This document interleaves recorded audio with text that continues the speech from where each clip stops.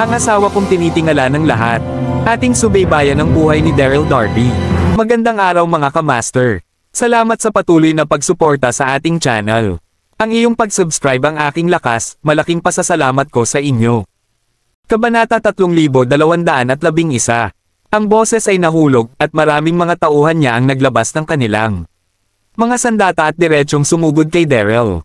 Nang makita ang ilang tao na nagmamadali, si Yufeng ay hindi man lang nagpanik, ngunit nagkunwari siyang takot na takot sa kanyang mukha at sumigaw, "Oh! Talagang dumadaan ako kahit hindi mo gusto." Panipi. Habang sumisigaw, nagpanggap si Daryl na tumalikod at makatakas, ngunit palihim na ginamit ang kanyang panloob na puwersa sa dantian. Bang! Sa susunod na segundo, ang lalaking sumugod sa harapan ay tinamaan ng puso ni Daryl, na may isang hagulgol na daing, direktang lumipad ang buong tao, at pumanaw pagkapunta. Nakikita ang eksenang ito, maging sa Ove o sa ilang iba pang mga tao. Napatras silang lahat. Ano ang sitwasyon? Ang batang ito ay walang anumang sagradong kapangyarihan. Paano siya nahulog? Kasabay nito, si Zumir, na nagtatago sa dilim, ay nakakunot din ang kanyang mga kilay, nakatingin kay Daryl, ang kanyang mga mata ay puno ng pagiging komplikado. Paano niya nagawa iyon? Sa wakas, nagreaksyon si Ove at isinumpa, patayin siya hanggang sa mamatay. Ang itim na aso ay malamang na napagtripan niya dahil uminom siya ng sobra. Ngayon lang, ang itim na aso ay ang natamba ni Daryl. Mga lalaking itim na aso, haha, nakaka-interes ang pangalan. Narinig ito, hindi mapigilan ni Daryl na tumawa. At naririnig ang mga salita ni Aofo, ang natitirang ilang mga lalaki ay sunod-sunod na yumangal at sumugod ulit kay Daryl. Sa sandaling ito, tumigil si Daryl sa pagpapanggap, iginalaw ang palso, at direktang binati siya. Bang bang bang. Makalipas lamang ng ilang segundo, ang lahat ng mga tulisan ay nahuhulog sa lupa, bawat isa ay may masakit na ekspresyon. Ano? Pagkakita sa eksenang ito, nanginginig ang katawan ni Zumir, tulala. Napakabilis ng Daryl na ito, paano natamba ang mga taong ito, ni hindi niya nakita kahit isang beses. Sa parehong oras, nagulat din si Off. Mabait na bata, naka-pretend ito ngayon lang. Matapos mag-react, umungal. Si Ove, hawak ang isang malaking martilyo, at diretsong sumabog kay Daryl. Ang martilyo ay nagtimbang ng ilang daang mga kati, ngunit ito ay hininga ng Ove, at ang lakas nito ay kamangha-mangha. Hindi nagsumikap si Daryl, ngunit sa kanyang nababaluktot na postura, pinalibutan niya ang apoy at nagsimulang makipag-away kay Aofo. Mabilis, ipasok ang kuweba upang iligtas ang mga tao. Hindi nakalimutan ni Daryl na sumigaw kay Zumir habang pinapahamak ang Off. Sa oras na ito Zumir, pagkakita kay Daryl at Aofo na nakikipaglaban sa hangin, ay tulala na ng tuluyan, ngunit nang marinig niya ang sigaw ni Daryl, mabilis pa rin siyang nag-react. May isa pa. Pagkakita kay Zumir, nagalit pa si Ove, at ang mata niya ay agad na namula sa dugo. Ngunit nang si Zumir ay malapit ng sumugod sa yungib, bigla, may isang tunog ng mga yabag pababa ng bundok, at pagkatapos, nakita ko ang mga tauhan ni Alf. Sa ilalim ng bundok, 12 ng mga ito, mabilis na sumugod. Malinaw na, ang tunog ng pakikipag-away dito ang nag-alarma sa kanila. Mabilis, sigaw ni Alf, abangan mo ang babaeng ito para sa akin. Sumisigaw, hindi mapigilan ng tingin ni Alf na sulyap kay Zumir. Nagniningning sa kasabikan. Napakaganda ng babaeng ito, kumpara sa mga marangal na kababaihan sa yungib. Hindi siya mas mababa, dapat siya mahuli na buhay. Nang bumagsak ang boses, 12 ng mga sakop niya ay sumigaw at sumugod patungo Zumir. Ayan yon. Nakita ito, nanginginig ang katawan ni Zumir, at labis siyang nabalisa. Paano ko mapipigilan ang napakaraming tao? Sa pag-iisip tungkol dito, pinandilatan ni Zumir si Daryl. Ang taong ito, ang kailangang magulo. Ngayon ay mabuti, wala sa kanila ang maaaring tumakas. Nang lihim na inis si Zumir, ang eksena bago siya tuluyang natigilan. Nakita ko na 12 ng mga tauhan ni Ove ang sumugod sa bato, isa-isa. Tila nawalan sila ng landas, lumingon sa parehong lugar, at hindi sila makalabas. Kabanata 3212.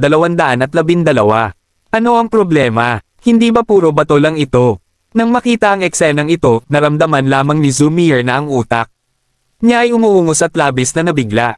Kasabay nito ay natigilan din si Off. Malinaw na nakita niya na 12 ng mga sakop niya ay natrap sa isang bato, lahat sila ay nahihilo na para bang naglalaro sila ng tagwan.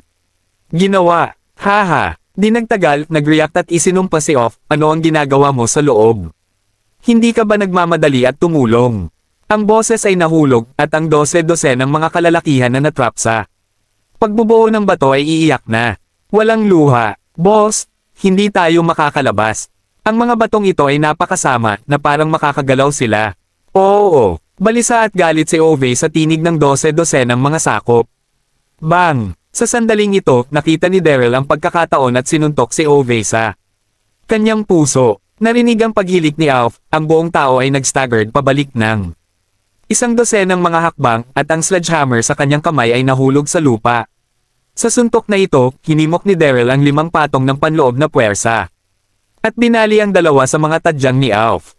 Pinag-uusapan kung sumiklab si Daryl ng buong lakas, tiyak na mamamatay ang AUFO na ito, ngunit alam ni Daryl na ito ay Roland Continent, at ang kanyang panloob na kapangyarihan sa dantian ay naiiba.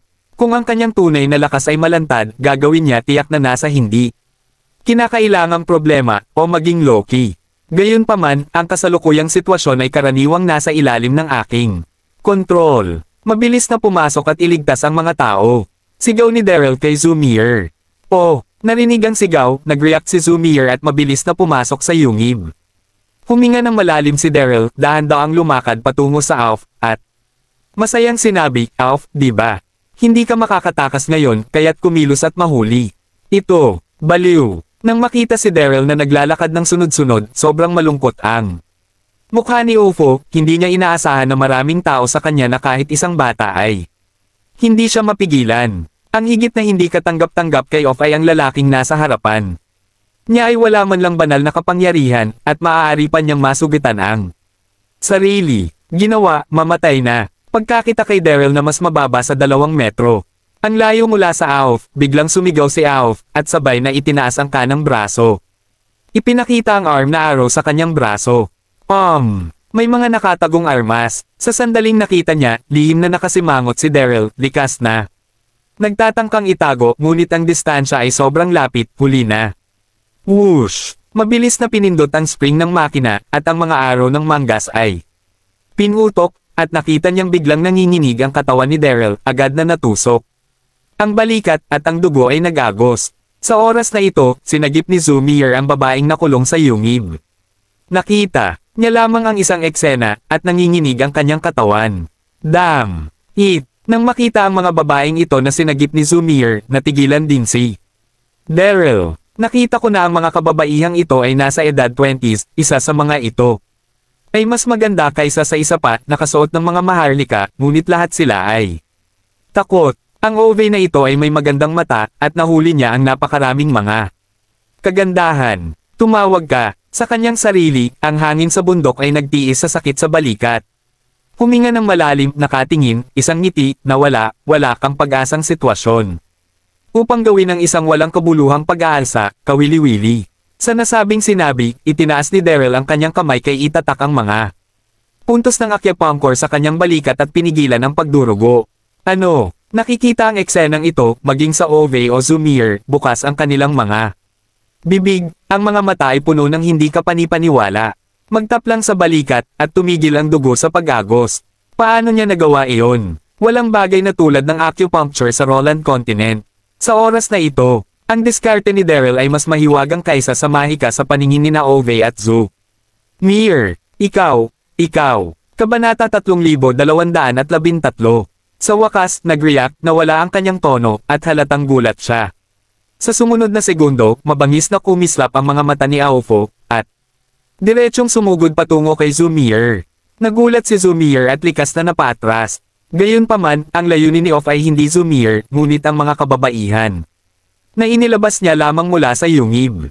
Ang mga babaeng iyon ay nabilanggo ng isang araw, isa-isa ay labis na mahina. Sa oras na ito, walang oras upang umiwas. Sa isang iglap ng isang mata, ang isa sa kanila ay mahigpit na hinawakan ni Ove. Ibalik mo ako. Hinailan ni Auf ang babae at tumayo sa harapan niya. Hindi ko alam kung may isang labis na punyal sa kanyang kamay, at humiga ito sa leeg ng babae, sumisigaw kay Daryl. Sa sandaling ito, ang mga mata ni Off ay puno ng kabaliwan. Alam niyang hindi siya kalaban ni Daryl, at ang tanging paraan lamang upang makalabas ay ang mag-hostage. Huwag mo akong patayin. Takot ang babae, nanginginig ang kanyang katawan, at patuloy siyang humihingi ng awa, patuloy na pamatak ang luha. Nang makita ang sitwasyong ito, biglang nagalit si Daryl. Ang OV na ito ay simpleng baliw, manggahas na banta siya ng hostage. Matapos ang pagdaan sa mga ilog at lawa sa loob ng maraming taon, si Daryl ay hindi natatakot sa mga malalakas na kaaway. Ang tanging kinamumuhian niya ay ang pagbabante ng kalaban sa kanya ng kahinaan. Huwag kang lumapit o papatayin ko siya. Mabilis kang umatras kung marinig mo ito, umatras ka. Nang makita ang pagbabago ng mukha ni Daryl, malakas na napaungol si Ofo. Sa sandaling ito, mahigpit na kinagat ni Zumier ang kanyang labi at agad nakinabahan, at isang puso ang dumampi sa kanyang lalamunan. Hindi niya inaasahan na si Ove ay mas malungkot at may sakit kaysa sa mga alingaw-ngaw, at talagang kinuha ang isang babae bilang isang hostage. Si Daryl ay hindi nagmadali, kinuyam ang kamao at nakatitig kay Ove. Hoy! Pagkakita ng paghinto ni Daryl, mukhang matagumpay si Ove, ginawa, hindi ka ba magaling? Masunurin ka pa rin na makinig sa akin. Tulad ng sinabi niya, binaling ni Ove ang kanyang ulo at sumulyap. Zumier, at ikaw, sa palagay ko pamilyar ka, dapat ba maging miyembro ka ng Bounty Alliance? Oo. Tumugon si Zumier, si Master Zushan, ang pinuno ng Bounty Alliance, ay ang aking ama. Nagsasalita, huminga ng malalim si Zumier at dahan-daang sinabi.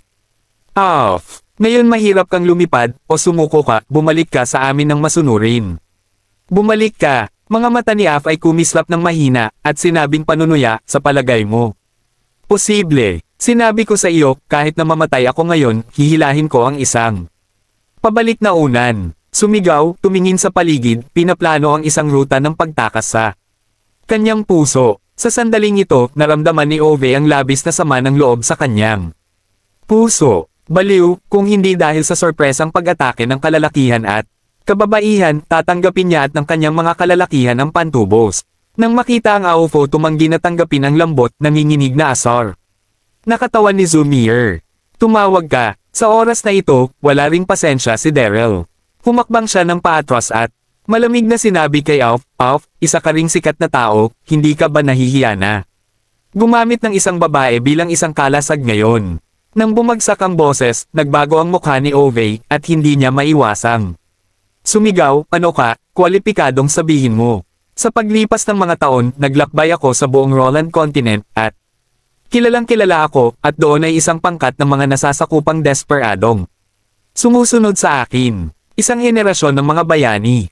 At paano mapahiya sa harap niya ang hindi kilalang bata? Sa harap ng galit ni Ove, si Daryl ay hindi man lang nagpanik, at walang pakialam na sinabi, tama ba? Kung nais mong maging isang lalaki, pakawalan mo lang. Siya tawayin akong marangal. Tulad ng sinabi niya, nagpatuloy si Daryl upang bumagal. Lumapit ka, slut you. Stop. You have a special code to stop.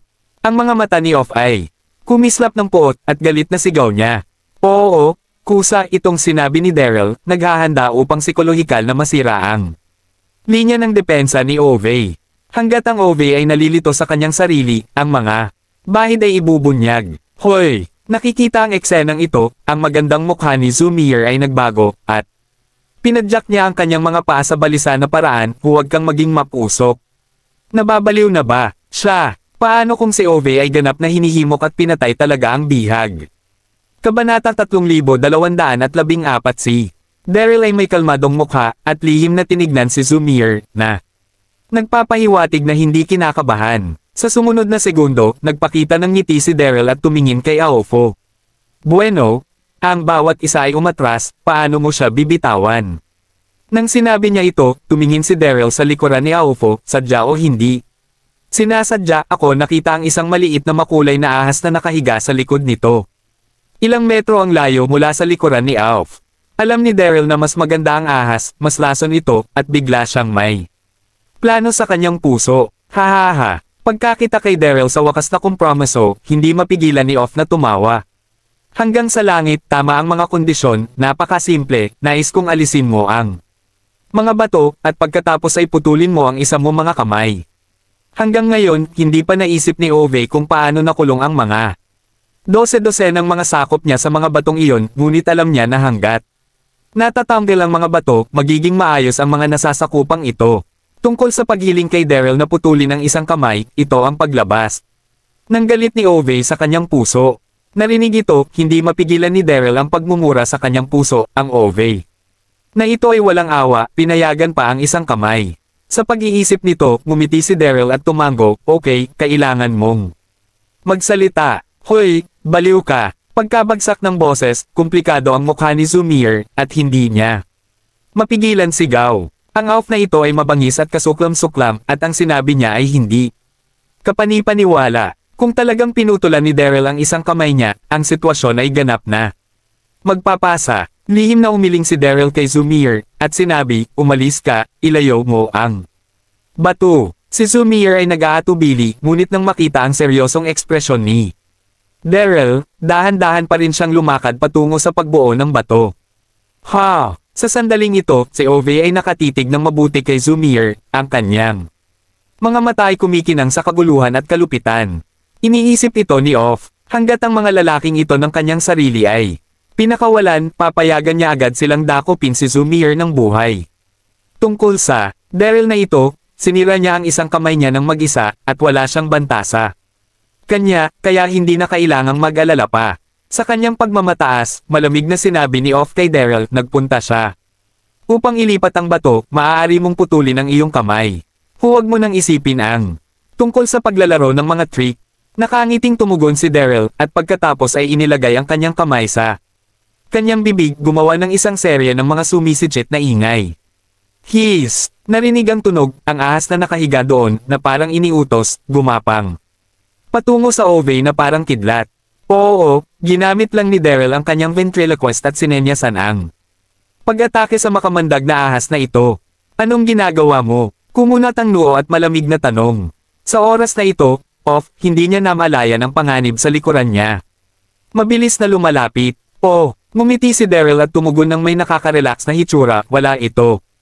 Medyo hindi komportable ang pinsala sa balikat. Umikot ang mga mata ni Off, at magsasalita pa sana siya nang makita niya ang laso na ahas sa likuran niya. Hiss! Nang dumating ang sakit, hindi mapigilan ni Ove na huminga, at nang lumingon siya, biglang nagbago ang mukha. Nakita ko ang isang makamandag na ahas na kumakagat sa aking guya. Puff! Sa sumunod na segundo, mabilis na pinakawala ni Off ang mga hostage. Sinusubukan na pigain ang lason, ngunit ang lason ay mabilis na kumalat, at sa maikling panahon, isang pamamanhid ang kumalat sa buong katawan niya, at nanginginig. Ang buong katawan ni Ove, biglang lamambat sa lupa. Ano ang sitwasyon? Sa oras na ito, si Zumir ay naglalakad lamang patungo sa pagbuo ng bato. At nang marinig niya ang sitwasyon dito, siya ay nagmadali na tumingin. Sa pagtingin na ito, agad siyang natigilan. Pagkakita sa mukha ni Alf na naging asul, nakahiga siya sa lupa, tuluyang nawala ng resistensya. Matapos ang ilang segundo, mabilis na lumakad si Zumir at tinanong si Daryl, ano ang problema? Saan nagmula ang makamandag na ahas? Si Daryl ay ngumiti ng bahagya, at tiningnan si Oaf na sinabi ng bongga. Mukhang nagawa niya ang labis na kasamaan, at hindi na ito matiis ng Diyos, kaya't nagpadala siya ng isang makamandag na ahas upang parusuhan siya. Hindi ko nais na pag-usapan ang ventriloquism. Pagkatapos ng lahat, ito ay isa pang mundo. Kabanata 3215. Natigilan si Zumir, ngunit nang makita ang seryosong mukha ni Daryl. Walang duda, sa susunod na segundo, inilabas ni Zumir ang lubad at lumakad upang itali ang 5 bulaklak ni Aofo. Hindi niya nakalimutan na sipin ng ilang mga hayaan mong gumawa ng masamang bagay, ngayon nakakuha ka ng paghihiganti. Nararapat talaga ito, panipi, haha, tingnan mo. Sa eksenang ito, hindi mapigilan ni Daryl na tumawa. Ang Zumir na ito ay medyo kawili-wili. Sa oras na ito, ang ilang marangal na kababaihan na malapit din ay bumagal at lumakad upang ipahayag ang kanilang pasasalamat kay Daryl. Salamat sa pag-save mo sa amin. Salamat sa iyong benefactor. Hindi ko pa alam kung ano ang pangalan ng benefactor. Bahagyang ngumiti si Daryl at sumagot, huwag kang magalang. Ang pangalan ay Daryl. Nga pala, narito ang iyong tahanan. Saan? Paano sila nahuli? Panipi. Narinig ang tanong, maraming mga marangal na kababaihan ang nagkatinginan. At pagkatapos ay isa-isang silang sinagot. Ang pangalan ko ay Rina, ang anak na babae ni Doke Roibo ng Nyungon Principality. Ako ay mula sa pamilyang Stander. Ang aking ama ay ang Panginoon ng Liege City. Naririnig ang mga sagot sa mga ito mga kababaihan, natigilan si Daryl doon. Lihim na nagulat. Fuck!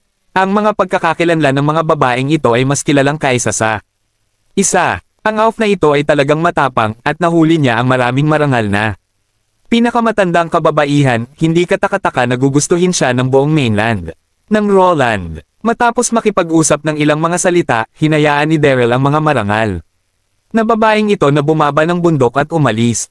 Daryl, sa sandaling ito, si Zumir ay lumapit at sinabi, narito ka upang magbantay. Babalik ako at tatawag sa isang tao upang ipadala si Ove at ang mga taong ito sa Atlantis para sa pagsubok.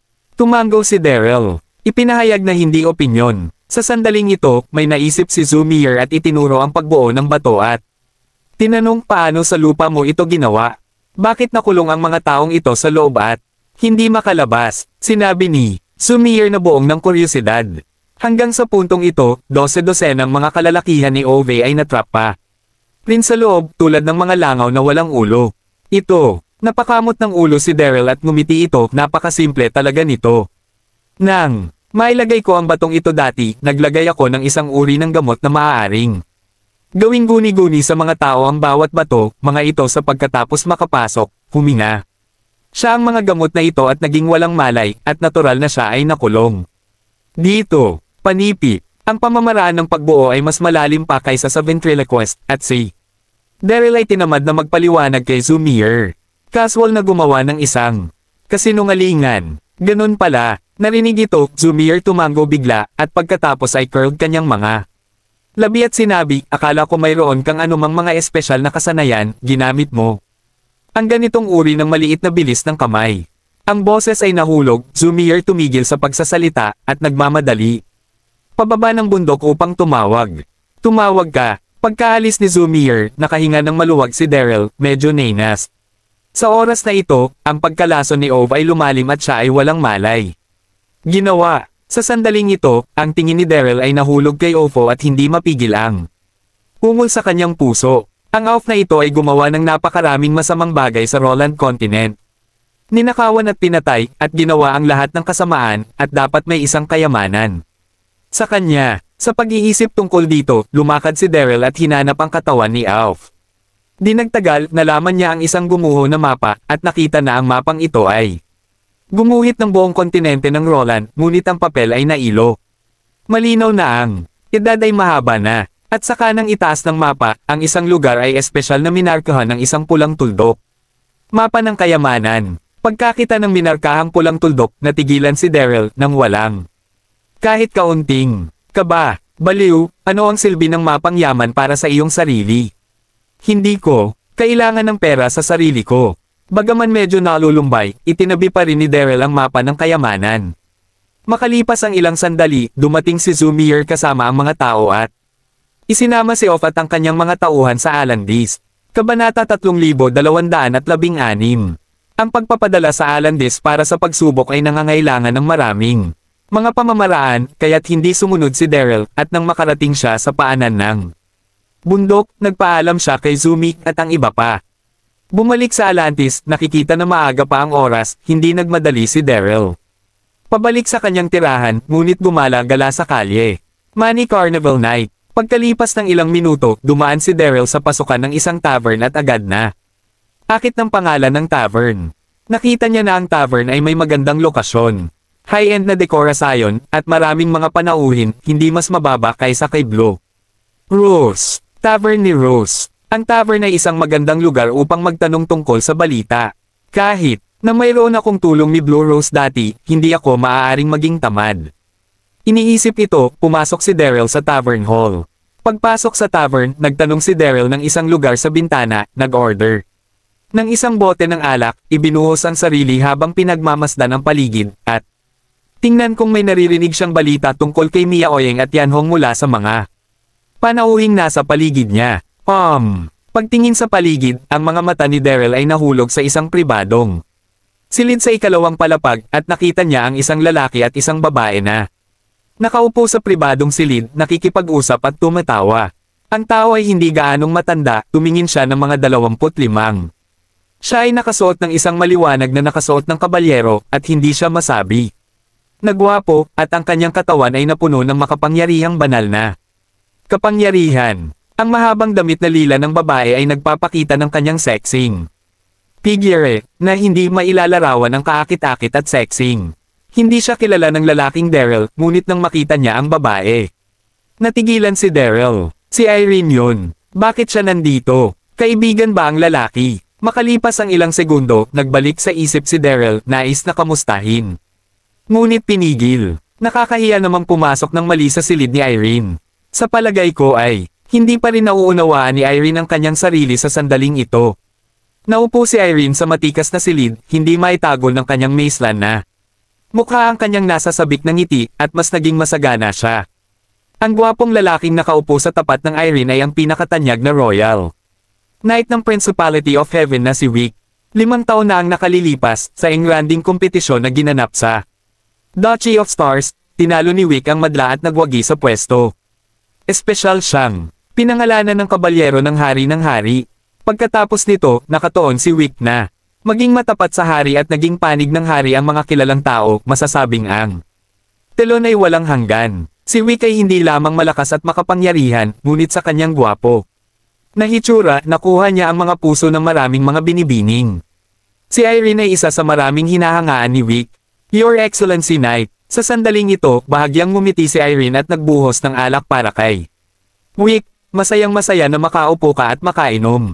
Kinaumagahan, pumasok si Daryl sa kanyang silid at si Irene ay nasa masama kalooban. Nagpunta upang mag-shopping at magpahinga, ngunit hindi inaasahan na nasagasaan si Wick. Sa oras na iyon, si Irene ay gumawa ng pagkusa upang batiin siya, at inanyayahan ni Wick na magkasama na uminom. Sa oras na ito, si Irene ay ganap na lumubog sa kagalakan ng makilalaang idolo. Si Wick ay ngumiti ng buong kababang loob at mapagpakumbabang sinabi, "Say, Miss Irene ay talagang magalang. Ikaw ang panganay na ginang ng Simon City. Ito ang aking karangalan na mahal mo ako." Siya ay mapagpakumbaba at magalang, at maginoo. Gayunpaman, si Wick ay may isang mapagpakumbabang mukha at isang pares ng mga mata, ngunit hindi niya mapigil ang tumingin kay Irene. Maganda, napakaganda nito. Mas makabubuti kung magkakasama tayong magdamag. Napakahinhin mo talaga, sino ang hindi nakakaalam, ikaw ang tanyag na tao. Sa tabi ni Wang Ju, kahit na makita ka ng aking ama, kailangan kong magalang. Nakangiting sabi ni Irene. Ang sumunod na segundo, tinapik ni Irene ang kanyang ulo at ngumiti. Paumanhin. Tumayo siya at nagtungo sa banyo. Tumawag ka. Pagmamasid sa pag-alis ni Irene, ngumiti si Wick, at pagkatapos ay kumuha ng isang maliit na banga mula sa kanyang katawan at ibinuhos ang gamot sa loob ng baso ng alak ni Irene. Oo, ang ibinuhos ni Wick ay isang uri ng gamot. Kabanata 3217. Sa pagsasalita tungkol dito, si Wick ay isang ginoo sa ibabaw, ngunit sa katunayan siya ay isang babero. Sa mga nakaraang taon, umaasa sa kanyang posisyon ng hari, hindi ko alam kung gaano karaming mga kababaihan ang naloko at ngayon. Isang sexing at magandang panganay na ginang ang nanguna na ipadala ito sa pintuan. At natural na hindi ito palalampasin ni Wick. Kahit na si Irene ay anak ni City Lord Simon, si Wick ay hindi natatakot na maging tanyag sa tabi ng hari. Ang paggalaw ni Wick ay malinaw na nakita ni Daryl na nakaupo sa unang palapag. Sa sandaling ito, lihim na nakasimangot si Yufeng, talagang inireseta ng taong ito ang gamot kay Irene. Sa kasamaang palad, nakita ko ito sa aking sarili, kung hindi man, ang mga kahihinatnen ay magiging mapinsala. Sa pag-iisip tungkol dito, diretso si Daryl sa ikalawang palapag ng walang pag-aalangan. Pagdating ko pa lang sa pribadong silid nakita ko si Irene na bumalik. Sa oras na ito, hindi pa nakikita ni Irene si Daryl, at pagkapasok sa pribadong silid, ngumiti siya kasama si Wick. Miss Irene, masarap makipagkita sa iyo ngayon, marami pa tayong maiinom. Ngumiti si Wick at sinabi, at sabay na binuhat niya ang baso ng alak ni Irene ng napakalapit. Ngumiti ng bahagya si Irene at akmang kukuha na ng tasa. Gayunpaman, sa sandaling ito, mabilis na lumalakad si Daryl at sinabi kay Irene, huwag kang uminom, hindi maaga, oras na upang bumalik. Habang sinasabi ito, hindi mapigilan ni Daryl na tumingin at pababa. Fuck! Ang taong ito ay napakalakas, ito ay naging isang mas mataas na antas. Na banal na tao, isang antas na mas mataas kaysa sa hit sa tabi ni Dog. Ikaw, pagkakita bigla kay Daryl, nang inag ang katawan ni Irene, at natigilan ang buong tao. Di nagtagal, huminahon si Irene at sinabi sa masamang pakiramdam, bakit ka narito? Hindi nakalimutan ni Irene ang tungkol sa mga gawain sa umaga. Sa oras na ito, wala siyang kahit kaunting pagmamahal kay Daryl. Ngumiti si Daryl, you are here, I cannot be here. Si Daryl sulyap kay Wick, kaibigan mo ba ito? Tumango si Irene, hindi maitago ang panloob na pagsamba, at binuka ang kanyang bibig. Sinabi, oo, hindi lang ang kaibigan ko. O ang aking idolo, ang kanyang pangalan ay Wick, siya ang pinakadakilang kabalyero ng hari sa buong Star Principality, gayon din isang Royal Knight. Natulala ang hangin pagkatapos ay hindi mapigilan ang malakas na pagngisi. Irene, hindi ka malinlang ng ilang mga tao sa ibabaw, ang ilang mga tao ay tumingin. Sa Macintab, lihim, ay hindi isang mabuting tao. Sabi ng oras, Daryl tumingin sa taas at babawik. Ang sinabi ni Daryl na ikinagalit ni Irene, ano ang ibig mong sabihin? Sa oras na ito, naging malungkot din ang ekspresyon ni Wick, at tumingin siya kay Daryl at malamig na sinabi, sino ka? Alam mo ba kung sino ang kausap mo? Haha, ngumiti si Daryl, tamad magsalita ng kalokohan, Wick, tama, ang pangalan ko. Ay Daryl, sa kasamaang palad, isa rin akong isang knight ng hari, pinapayuhan kita. Nahuwag magbayad ng pansin kay Irene, ngayon ka lang malinaw na nakikita ko kung kailan ako makakagamit ng alkohol upang magreseta ng gamot. Daryl, kumunat ang noo ni Wick, pagkatapos ay may naisip, at ninisyon, ay, ikaw pala ang nanalo kay Sam sa All Souls Die. Ipinanganak na supernatural. Haha, hindi maganda ang hitsura. Habang siya sinabi, ang mga mata ni Wick ay naging malamig, sinabi mo na. Ako ay nakainom ng alak, ano ang katibayan? Nang bumagsak ang boses, inilagay ni Wick ang baso ng alak sa mesa, sadyang napakahirap, at ang alak na nasa loob nito ay sabay na nagwisik. Ginawa mo. Nang makita ang eksenang ito, galit na galit si Daryl. Ang batang ito ay napakatuso na sinira niya ang ebidensya.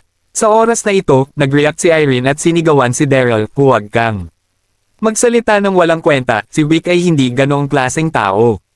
Kung sadya kang nagkagulo, maaari kang pumunta ngayon. Huminga ng malalim si Daryl at tinuro si Irene na sinabi, ako ang iyong guro, kaya may karapatan ako. Kumuha siya ng gamot ngayon lang. Niloko kanya sa ibabaw, sumama ka sa akin. Sinabi niya, kukunin niya ang kamay ni Irene. Sa totoo lang, ang ugali ni Irene ay inis na inis kay Daryl, ngunit tinulungan ng kanyang ama na si Dog ang kanyang sarili, kaya hindi niya ito maiwanan na mag-isa. Gayunpaman, napakalumalaban ni Irene at tinulak ang kamay ni Daryl. Daryl, ikaw ba ay walang katapusan? Sa umaga, naisave ko ang mukha para sa iyo, hindi ko ba nasabi sa aking ama? Ang mga mata ni Irene ay kumislap sa pagkasuklam, at malamig na sinabi, sinasabi ko sa iyo, akin si Wick. Idol ko siya, hindi kita pinayagan mapanirang puri sa kanya. Kabanata 3218. Si Irene sa oras na ito ay galit na galit, at ang kanyang impression kay Daryl ay mas malala pa. Si Wick ay kaakit-akit at magalang sa iba. Mula sa pagpasok sa tavern hanggang sa kasalukuyan, palagi siyang naging magalang at magalang sa kanyang sarili. Paano ang isang nasabing tao na isang masamang tao na palihim na nagdroga? Sa kanya, sa kabaligtaran, ang Daryl na ito ay lumitaw dito, na kung saan ay ang pinakakainahinala, marahil siya ay lihim na stalk ang kanyang sarili. Sa pag-iisip ng umaga nang pumasok si Daryl sa kanyang silid, lalong naiinis si Irene. Damn it, pakiramdam ang paghamak sa mga mata ni Irene, biglang nagalit si Daryl. Ano ang problema kay Irene? Bakit hindi ka maniwala sa sarili mo? Sa anumang kaso, ako din ang kanyang guro, ngunit mas gugustuhin kong magtiwala sa tagalabas na Wick. Sa pag-iisip nito, hindi nagabala si Daryl na magsalita ng kalokohan. Irene, alam kong galit ka pa rin, ngunit ang nangyari sa umaga ay talagang hindi pagkakaintindihan. Gabi na ngayon, at hindi ka pa nakakabalik. Ikaw ba hindi? Natatakot na nag-aalala ang tatay mo. Phew! Narinig ang pagbanggit ni Daryl sa kanyang ama, dahan-daang umiling si Irene at nagatubiling. Bilang pinakamatandang ginang ng Simon City, talagang hindi nararapat na uminom sa labas ng huli. Hehe, Nang magatubili pa si Irene, ngumiti si Wick ng bahagya at sinabi, may dapat. Ikabahala si Dog Sama. Ito ang Alandis, ang pinakaligtas na lugar sa buong Principality of Heaven. Ang lugar bukod sa aking pagbantay sa kanyang tabi. Wala nang magagawa si Miss Irene. Nang makita ang kanyang mapagkunwari na hitsura, uminis si Daryl. Nakilala si Irene na tumango, pagkatapos ay itinuro sa hangin sinabi. Oo, kahit nalasing ako, ibabalik ako ni Wick, pupunta ka sa hangin sa bundok, hindi ko. Bagay na pipino ka. Sa sandaling ito ay walang pasensya si Daryl sa lahat at hinawakan ang braso ni Irene, walang kwenta ang sabihin, kailangan mong bumalik sa akin ngayon. Naintindihan ni Daryl, ang Irene na ito ay may guhitan, at hindi siya naniniwala sa anuman. Maaari lamang itong alisin ng pilitan. Binitawan mo ako, bitawan mo ako. Paglaban ni Irene sa paghawak sa braso ni Daryl, ang mukha niya ay biglang namula, palaging nakikipagpunyagi, ngunit ang mga kamay ni Daryl ay parang mga sipit na bakal. Ang pareho, hindi makuha, tanggalin na talaga. Ano ginawa mo, bitawan mo ako. Pagkakita sa eksenang ito, biglang nagalit si Wick at hindi mapigil ang sumigaw. Miss Irene, malapit na niyang makuha ang kanyang mga kamay, paano siya makukuha ni Daryl? Nang bumagsak ang boses, sumugod si Wick at tumayo sa harap ni Daryl. Lumayo ka sa daan. Tinatimad si Daryl na magsalita ng kalokohan, malamig. Na iniluwa ang dalawang salita. Si Wick ay tumingin kay Daryl nang nakangiti ngunit ngiti, Daryl, tama. Napaka-arrogant mo. Bitawan mo si Miss Irene. Hindi lamang ikaw ay may isang pisngi na hindi dapat pumunta, ngunit kailangan mo ring maging malakas at banayad patungo sa Miss Irene. Hindi, ikaw ay tulad ng isang tao ay maaaring maging kabalyero. Alagang katawa-tawa. Kaya sinasabi, gumising malamig na tono, nagpatuloy, ngayon bibigyan kita ng isang huling pagkakataon, at mabilis na gamulong, kung hindi man wag mo akong sisihin. At mahulog ang huling salita, nakita ko na mayroong isang dosenang malalaking kalalakihan sa pasilyo sa labas. Ang mga malalaking lalaking ito, na nakasuot ng uniformeng itim na baluti ng balat.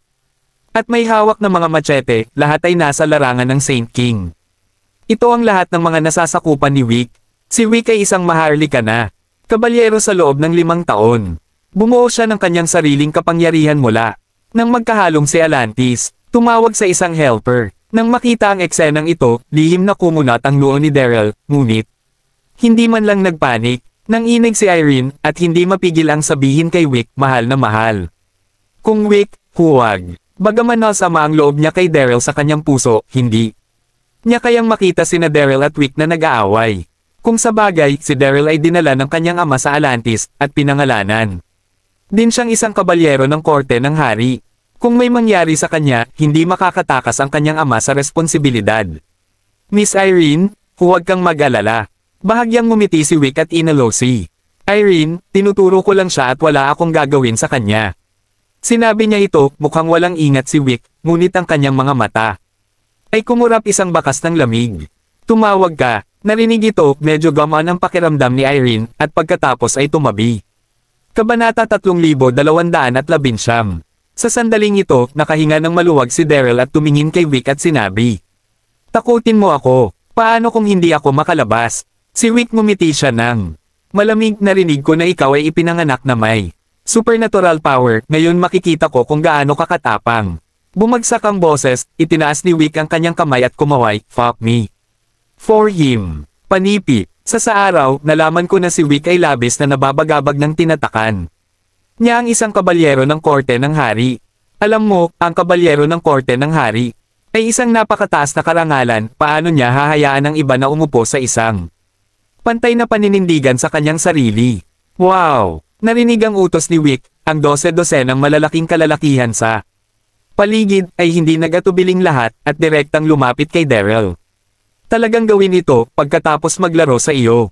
Sa pagtingin sa dosenang o malalaking kalalakihan na sumugod, si Daryl ay malamig na ngumiti, tumatakbo ang kanyang panloob na puwersa, at direkta siyang binati. Bang! Isang iglap lang ng mata, ang dalawang malalaking lalaki na sumugod sa harapan ay kinatok ni Daryl sa lupa bago sila makapagreaksyon. Ang lakas ng Saint King ay wala sa paningin ni Daryl.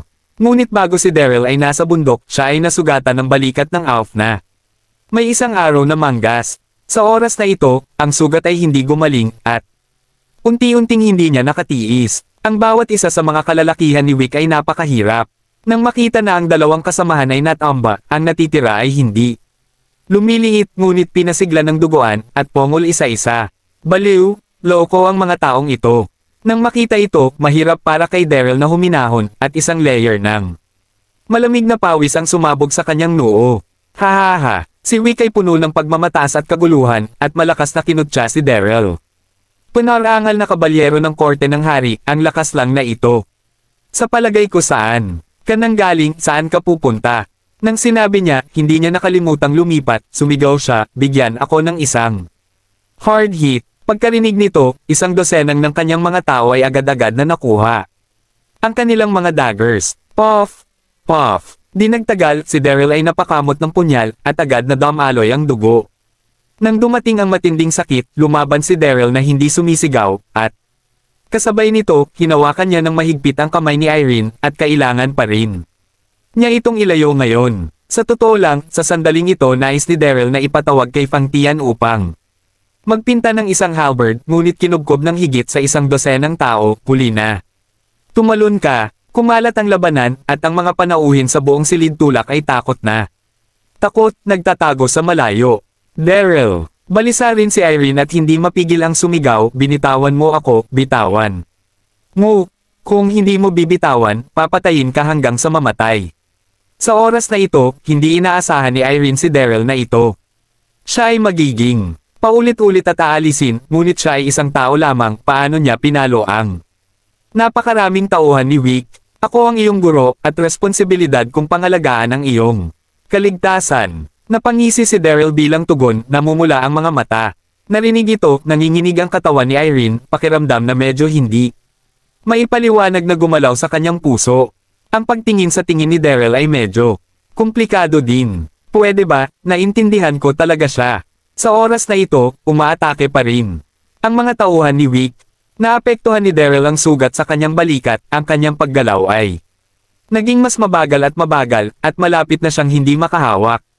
Ginawa mo, nang makita na si Daryl ay mahigpit na nakahawak kay Irene at hindi banibitawan, buong galit si Wick at sumigaw, hilahin mo siya.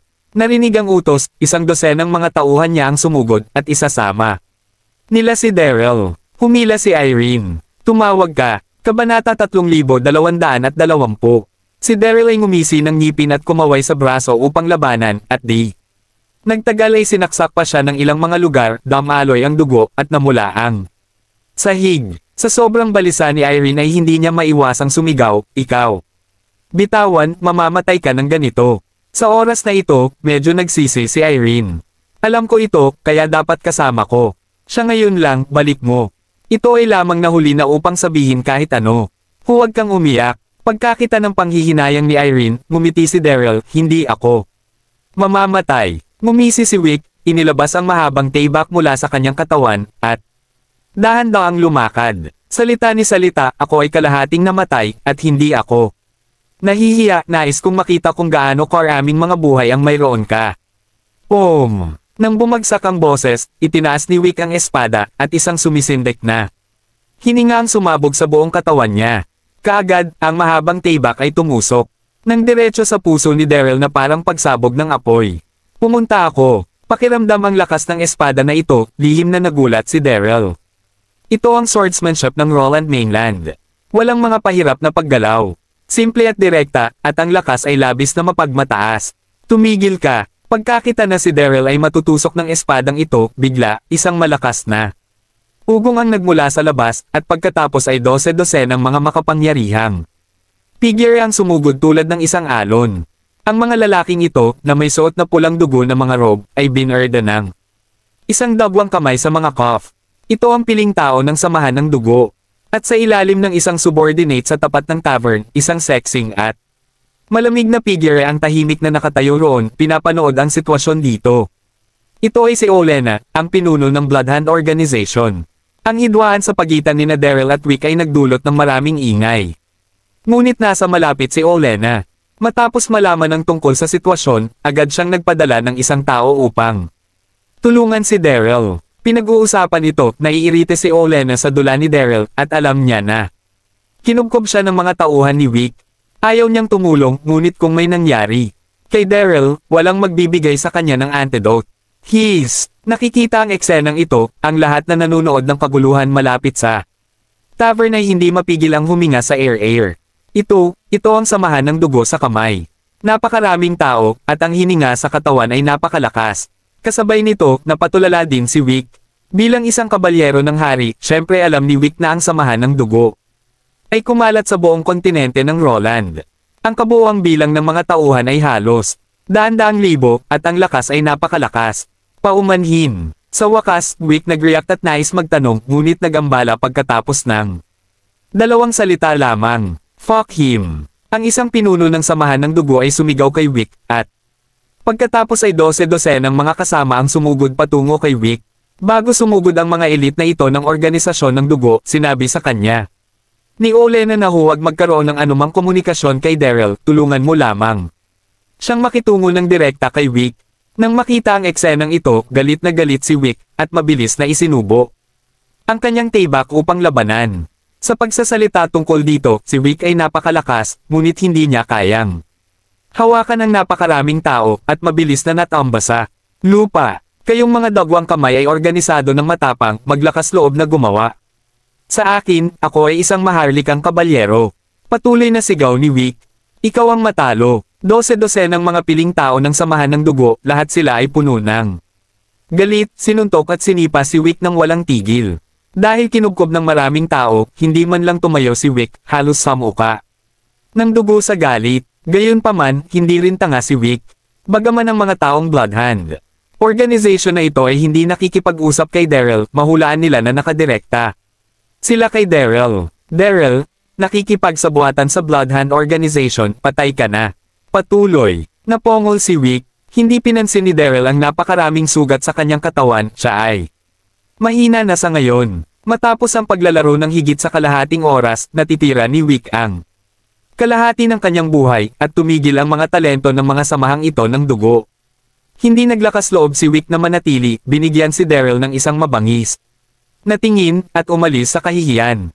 Tumawag ka. Nang makita ang eksenang ito, nakahinga ng maluwag si Daryl. Sa kasamaang palad, ang mga tao ng samahan ng dugo ay dumating sa oras, kung hindi man, malas talaga siya. Kabanata 3221. Napabuntong hininga, hindi na napigilan ni Daryl, dumilim ang kanyang mga mata at diretso siyang nahimatay. Nang makita ang eksenang ito, ang dosenang mga elite ng samahan ng dugo ay nagmamadaling nagtipon-tipon at dinala si Daryl gamit ang lahat ng kanilang mga kamay. Sa sandaling ito, nais na huminto ni Irene, ngunit ang mga masasamang espiritu ng mga organisasyong may dugo na ito ay masyadong malakas, basta pinapanood nila ang paglayo nila kay Daryl. Tuldok.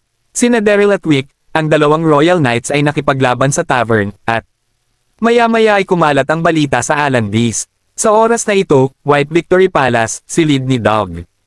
Naupo si Dog doon, ang mukha niya ay malungkot at kakilakilabot. Sa tabi, nakatayo roon si Irene, ang kanyang maselang katawan ay nanginginig. Nang mahina, nagpapanik. Tumawag ka. Sa wakas, huminga ng malalim si Dog at galit na tinanong kay Irene, si G. Daryl ay dinala ng samahan ng dugo. Oo. Tumugon si Irene sa mahinang tinig, napakarami nila, hindi ako. Naglakas loob na pigilan sila. Narinig ito, inis si Dog, bueno, huwag nating banggitin ito pansamantala. Tatanungin kita, bakit ipinaglaban ni G. Daryl si Wick, nag-atubili si Irene, at agad na ginugol ang oras. Nasabi ang sitwasyon. Palabas. Sa huli, labis na naagrabyado si Irene, sino ang nakakaalam na si teacher. Daryl ay labis na nagpupumilit at pinipilit na ilayo ako. Sinabi din niya na si Wick ay hindi mabuting tao. Sa palagay ko si Wick ay napakagaling. Hindi masama. Sa sandaling ito, hindi na mapigilan ni Dog, halos huminga ng apoy ang kanyang mga mata, at itinuro niya kay Irene at malakas na umungal, iyon ay isang lobo na nakasuot ng damit ng tupa. Matapos sabihin ng ilang magagandang salita sa iyo, hindi mo masabi sa pagkakaiba sa pagitan ng hilaga at timog. Si Wick ay may romantikong kalikasan. Sinaktan niya ang maraming mga batang babae sa mga nagdaang taon. Pag-asa sa kanyang malalim na background, ang mga bagay na ito ay sikreto niyang pinigilan, ngunit ang mga bagay na ito ay hindi makakatulong kay Dog. Kung tutusin, bilang Lord of Simon City, madaling malaman ni Doug. Paano ako masisisi dito? Si Irene ay labis na nagkamali at hindi mapigil ang sumigaw, siya ang nagpumilit na pukawin si Wick, ngunit ang kanyang lakas ay hindi maganda. Ang mga nasasakupang Wick ay nasangkot. Ito ay nakakabigo sa sarili, ngunit sasabihin mo na. Tuldok, panipi, pop, panipi. Bago siya matapos magsalita, itinaas ni Doug ng mahigpit ang kamay at sinampal ng husto si Irene. Sa oras na ito, nanginginig ang buong Doug, hanggang sa ngayon ay nahuhumaling ka pa rin dito. Ang balak ni Wick laban sa iyo, si G. Daryl ang nagligtas sa iyo, alam mo ba iyon, at sinasabi mo pa rin na si G. Daryl ay sarili niya pagtalo sa kanilang mga paraan kung paano kita pinanganak ng bobo na anak na babae na ito. Malamig na sinabi ni Doug, sasabihin ko sa iyo, kung si G. Daryl ang hangin. Ayos lang, kung may nangyari, talagang hindi kita patatawarin.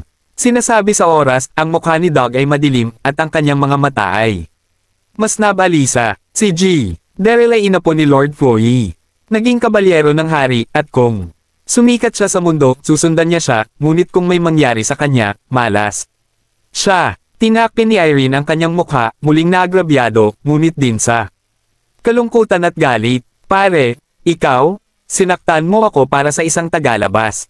Hindi ko talaga maintindihan ano ang mali kong ginawa.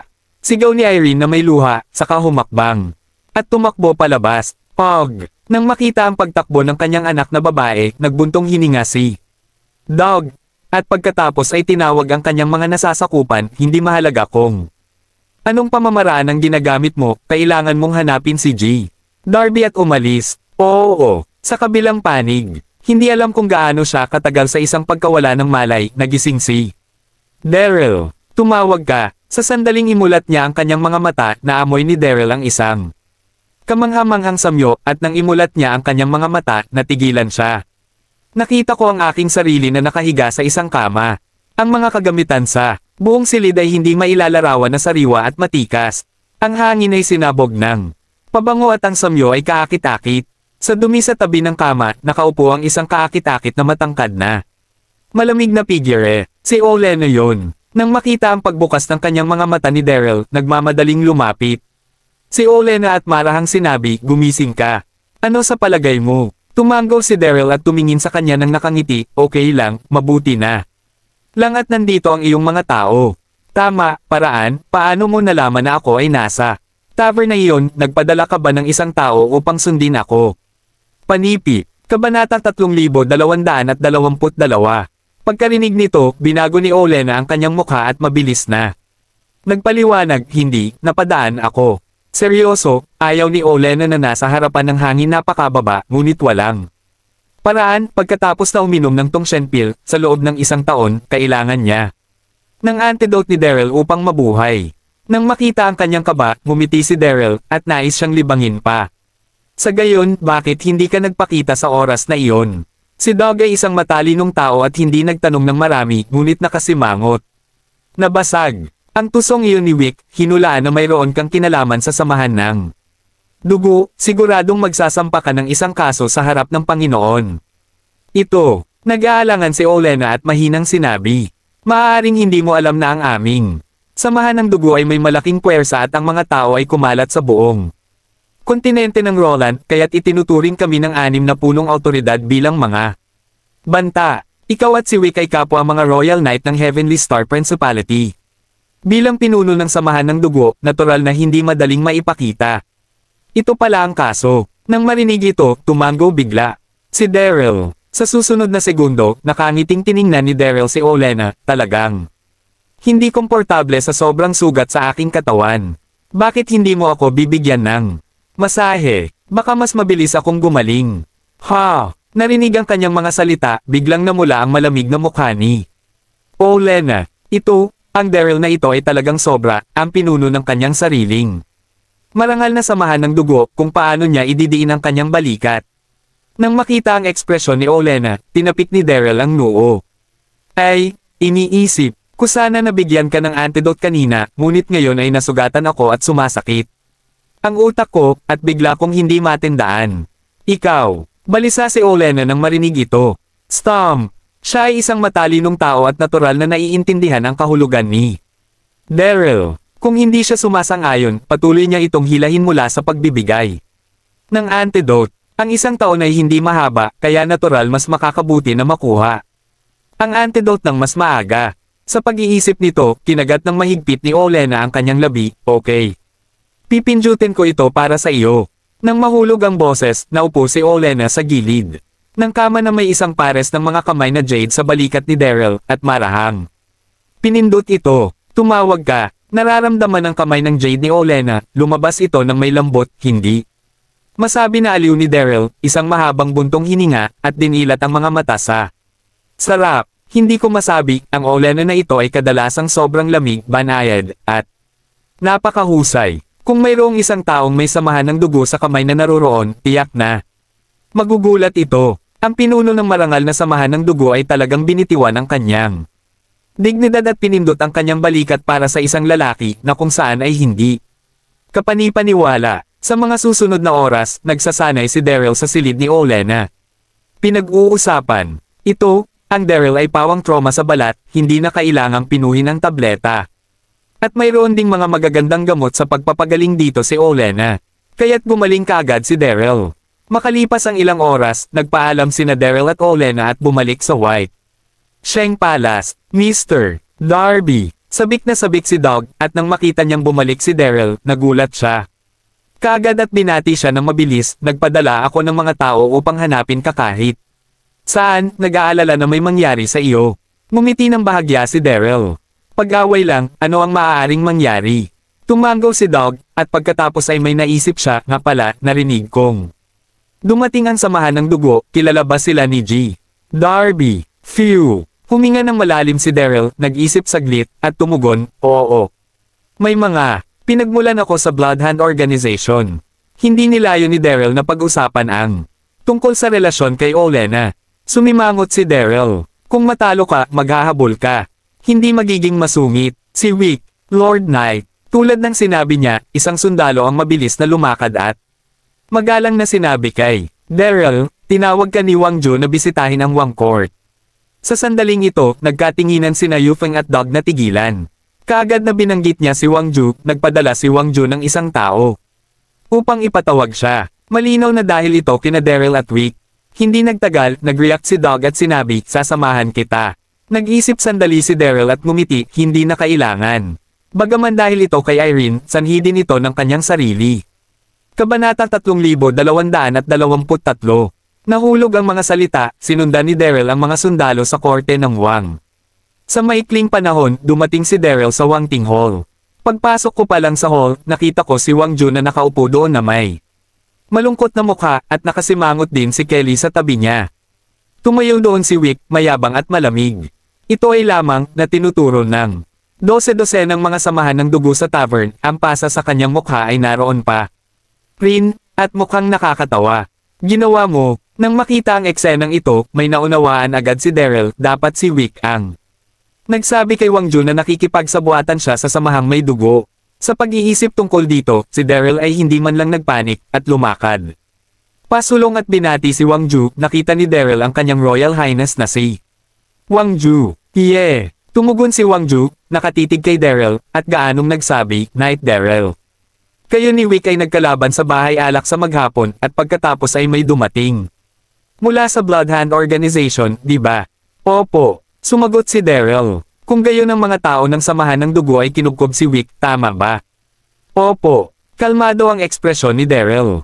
Boom! Sa sandaling bumagsak ang boses, lumubog ang mukha ni Wang Ju, hinampas niya ang trono, at bulalas, Knight Daryl, nakikipagsabuatan ka ba sa samahan ng dugo? Sabihin mo sa akin ng totoo.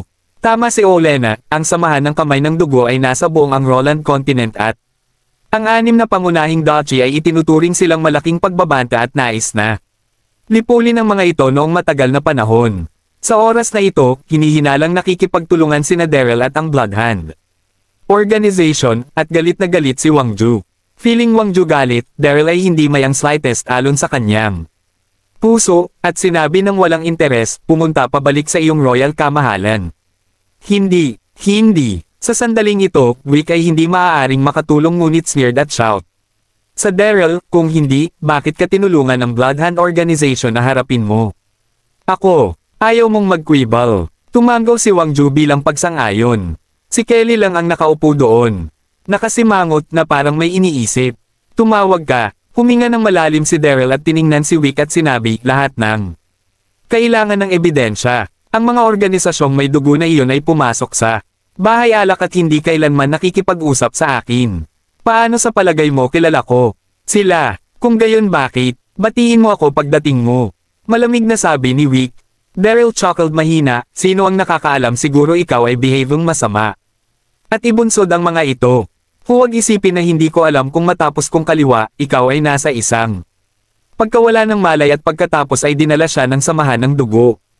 Hindi nagbago ang mukha ni Daryl, at sumagot, nasa koma ako at wala akong Alam ko lang na nagising ako sa labas ng Atlantis.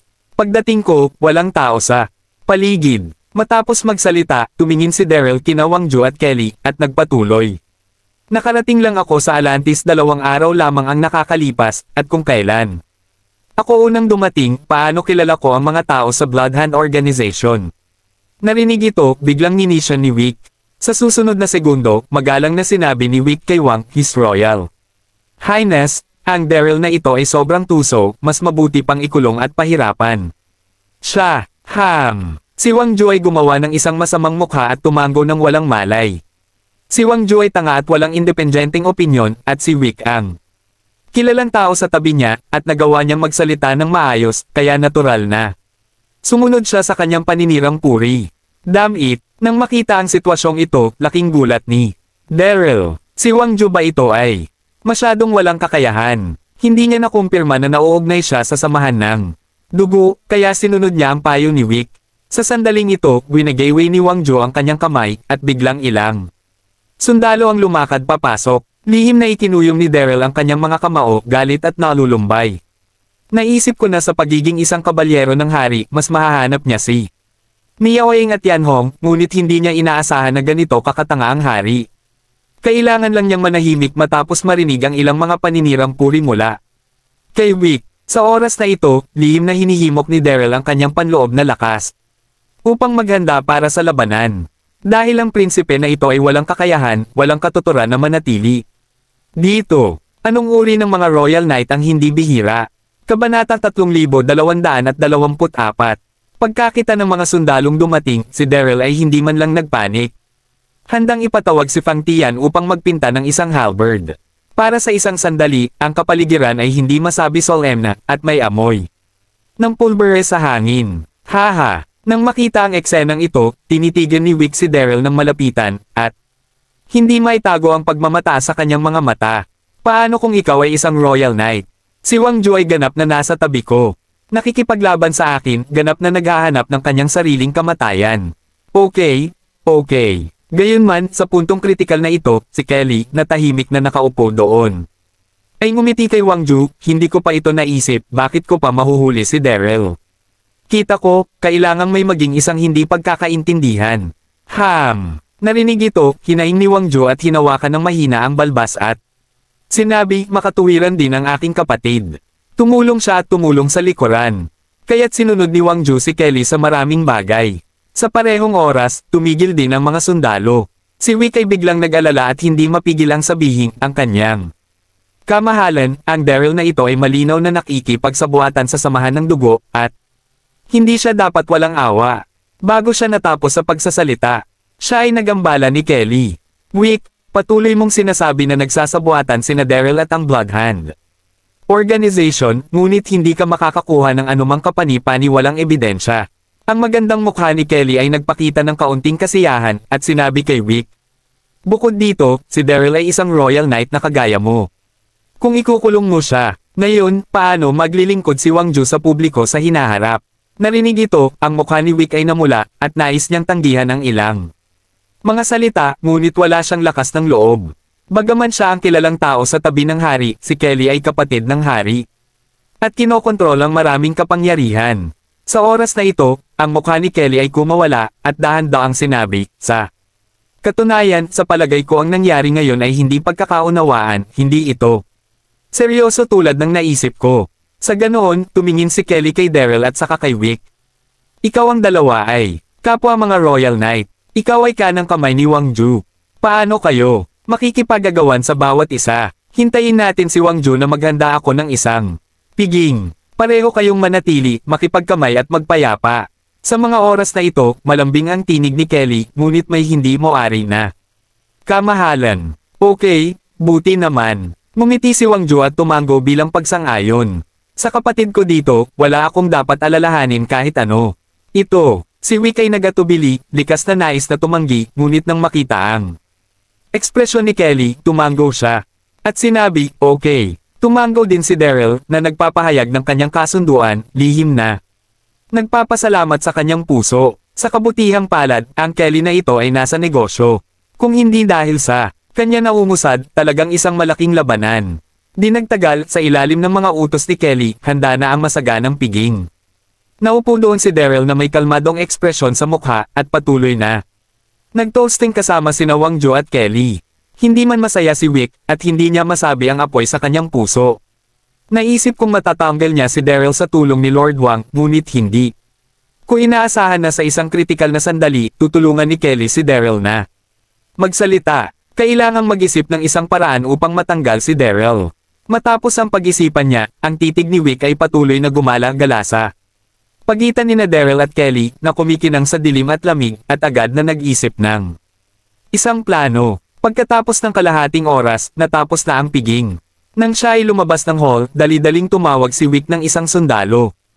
Ang sundalong ito ay sinalaigan ni Wick at gumawa ng maraming masasamang bagay para kay Wick. Kapag pumunta ka at sasabihin kay Daryl, sabihin mo lamang na hinahanap siya ng kanyang kaharian. Opo. Tumugon ang sundalo, at pagkatapos ay mabilis na umalis.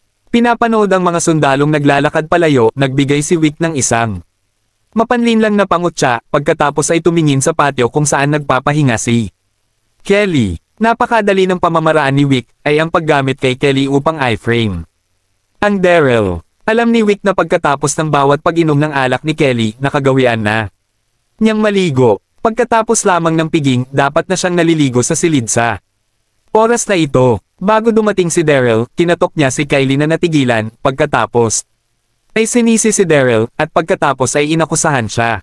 Sa oras na iyon, hindi ito mapagtatalunan ni Daryl. Hindi nagtagal, dumating si Wick sa pintuan ng silid ni Kelly, at sigurado na narinig niya ang tunog ng tubig na umaagos mula sa loob.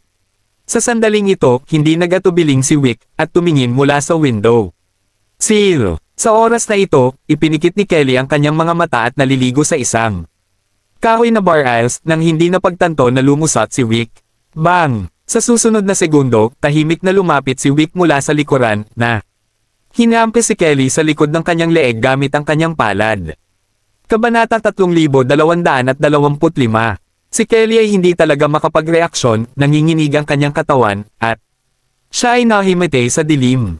Hehe, napatupad ng maayos ang plano, sobrang yabang ni Wick, ngunit hindi masyadong nanatili, lumingon at mabilis na umalis.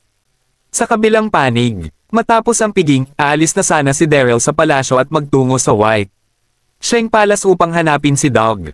Mahal na Daryl. Bago umalis sa palasyo, narinig niya ang sigaw na nagmumula sa likuran niya.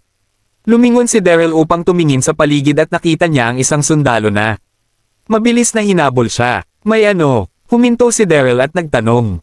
Magalang ang sundalo, ang iyong kamahalan, nais kang makita ng mahal na. Mahal na si Kelly. Gusto akong makita ni Kelly. Natigilan si Daryl, natapos lang ang piging, bakit gusto niya akong makita? Ulit. Pagkatapos ay naisip ko ito, nakita ni Kelly ang kanyang sarili na nag-iisa. Dapat mayroong mali, at bago sa hall, tinulungan din ni Kelly ang kanyang sarili na malutas ang isang krisis, upang hindi maging hindi naaangkop. Sa pag-iisip nito, tumango si Daryl. At sinabi, okay. Kasabay nito, tinanong ni Daryl ang mga sundalo na pangunahan at sumugod patungo sa patio kung saan nagpapahinga si Kelly. Hindi nagtagal, nang marating niya ang pinto ng Kelly, magalang na sinabi ng sundalo, dito, ang iyong mahal na Daryl ay direktang papasok. Sinabi niya, na, lumiliko at umalis. Napakabilis ng paglakad ng sundalo at nawala sa isang iglap, ngunit hindi ito gaanong iniisip ni Daryl. Tumawag ka, Huminga ng malalim si Daryl at tumayo sa labas ng pintuan at sinabi, His Royal Highness, I am here. Tahimik ang silid at walang tumugon. Ano ang sitwasyon? Napakamot ng ulo si Daryl at sumigaw ulit, His Royal Highness, ano ang hinahanap mo? Wala pa ring nagbigay pansin. Sa sandaling ito, napagtanto ni Daryl na may mali, hindi ba? Hindi, tinawag. Si Kelly sa sarili, dapat ay nasa silid na siya ngayon. Ungol sa kanyang puso, dahan-daang binuksan ni Daryl ang pinto. Pumunta ako. Sa sandaling pagbukas niya ng pinto, laking gulat ng puso ni Daryl nang makita ang eksena sa harapan niya at natigilan ang kanyang buong katawan. Nakita ko na sa matikas at marangyang silid, ang gaba ng tubig ay nagtatagal, nakaharap sa pintuan, mayroong isang malaking kahoy na bar aisles at isang sexing at kaakit-akit na figure ang nagbabad dito. Si Kelly pala. Sa oras na ito, si Kelly, nakaharap ang kanyang likuran kay Daryl. Napapalibutan ng ambon, ang kanyang kaakit-akit na mabangong balikat na nakalantad. Sa hangin, sino mang tao ay hindi maalis ang sarili mula sa pagkakita rito. Si Daryl ay pareho, nanunood ng higit sa 10 segundo bago siya mapagon. At sa aking puso, labis din itong nabigla. Ito, ang Kelly na ito ay halatang maliligo at magpapahinga, kaya tinanong niya ang mga tao na tawagan ang kanyang sarili. Nakakatuwa ba sa kanyang sarili? Sa pag-iisip tungkol dito, lihim na nilunok ni Daryl ang kanyang laway at sinabi, His Royal Highness Kelly. Gayunpaman, ang nagpalumbay kay Daryl ay si Kelly ay nabasa sa kahoy na bar aisles, walang galaw, at hindi pa rin tumugon. Ano ang sitwasyon? Sa sandaling ito, tuluyan nang nawala ng pasensya si Daryl at dahan-daang lumakad. Pagdating niya, agad siyang maloko. Napapikit ng mariin ang mga mata ni Kelly at tuluyan na siyang walang malay. Hindi, ito ay isang bitag. Pagkakita sa eksenang ito, tuluyan nang nagising si Daryl at mabilis na lumabas ng silid upang umalis. Matapos ang paglalakad sa mga ilog at lawa sa loob ng maraming taon, si Daryl ay napaka-alerto. Ang sitwasyon sa harapan niya ay malinaw na may isang nakatulala kay Kelly at pagkatapos ay nais na suruan ang kanyang sarili. Dahil dito, paglabas ko palabas ng pinto, may narinig akong tunog ng mga yabag na nagmula sa di kalayuan. Ginawa mo, nagmamadaling tumingin si Daryl, at sa pagtingin na ito, kumunat ang noo niya at nagalit ang kanyang puso. Kabanata 3226 ay nakita na si Wick ay kumuha ng 12 ng mga sundalo ng korte ng hari. At mabilis na napalibutan ang buong bakuran. Ang mga sundalong ito ng hari ng korte ay hindi mababa ang lakas. Daryl. Sa sandaling ito, nanguna si Wick at sinigawan si Daryl, tapos na ang handaan. Kung hindi ka babalik magpahinga, ano ang ginagawa mo dito? Kapag sinabi mo ito, ibabaw ni Wick malamig, ngunit ang kanyang puso ay malamig ay labis na mayabang. Haha, ang Daryl na ito ay nakahukpa, sino ang makakatulong sa iyo sa oras na ito? Hindi nagsalita si Daryl, ngunit malamig siyang tumingin sa kanya. Si Wick ay masyadong tamad upang magsalita ng walang kwenta, tumawag sa isang dalaga at nagkunwaring sinabi, mabilis, pumunta at tingnan kung kumusta ang iyong Royal Highness Kelly. Ang dalaga ay nagmadali na lumapit sa silid, at ilang segundo mamaya, tumakbo siya. Sa gulat, hindi maganda.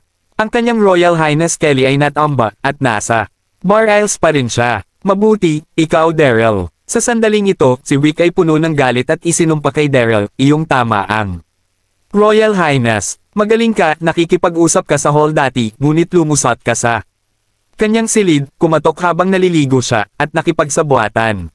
Ikaw, isang taong katulad mo, nararapat mamatay. Sasabihin ko, ang trabaho at pahinga ni Wick. Medyo sapat. Sandali, ang mga sundalo sa paligid ay nakatingin kay Daryl. Alam mo, si Kelly ay nakababatang kapatid ni Wang Ju, at ang Daryl na ito ay matapang na naghahanap siya ng kamatayan. Phew! Narinig ang paratang ni Wick, huminga ng malalim si Daryl at ngumisi. Kalahating oras na ang nakalipas, akala ko kayo ay lamang ng mahahalay na. Daryl ay tumingin sa Wick at sinabi ng walang bahala, ngunit hindi ko naisip na ikaw. Bilang isang maharlikang kabalyero na gustong gamitin ang ganitong uri ng kasuklam-suklam na indecent, ibig sabihin nito. Sa mga eksena sa harapan niya, nahulaan ni Daryl lahat ng sabay-sabay, na ang lahat ay itinakda ni Wick.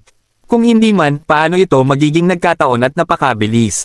Ginawa ko. Ano ang pinagsasabi mo? Galit na sabi ni Wick. Mahinang humirit si Daryl, kung ano ang sinabi ko, alam mo ito sa iyong puso. Ha! Habang siya ay nagsasalita, ang hari at maraming mga sundalo mula sa korte. Nang hari ay sumugod nang marinig nila ang kilusan. Pagdating nila, natigilan si Wang Ju at lahat nang makita ang sitwasyon sa harapan nila. Ano ang problema? Ang iyong kamahalan na gumising, at ang iyong mahal na Daryl, bakit kayo muling nagtatalo? Bukod dito, nasa lugar pa rin ito ng pahinga ng kanyang mahal na. Kelly, narinig ang mga bulong ng lahat, hindi nakatago ang mga mata ni Wick.